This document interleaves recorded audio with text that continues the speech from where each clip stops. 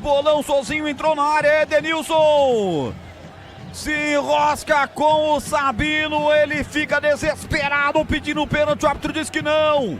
Confirma o pênalti para o Grêmio. Pênalti para o Grêmio.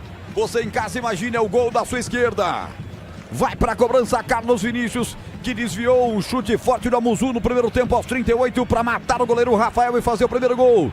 Ele contra Rafael, perna esquerda, partiu para a bola, bateu, é gol! É gol, é gol, é gol, é gol, é gol, é gol, é gol, é gol, é gol, é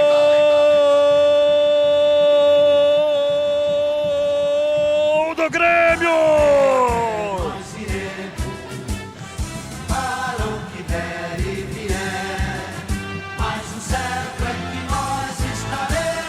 De novo, Carlos Vinícius, camisa 95, perna esquerda, bate perfeitamente o pênalti.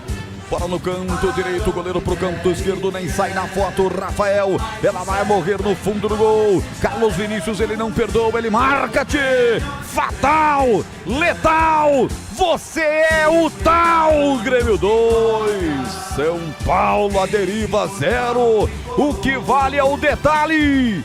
Conta aí, Beretta. Detalhe para a categoria do Carlos César. Ele olhou bem nos olhos do goleiro Rafael, que acabou se deslocando um pouco mais rápido para o canto esquerdo.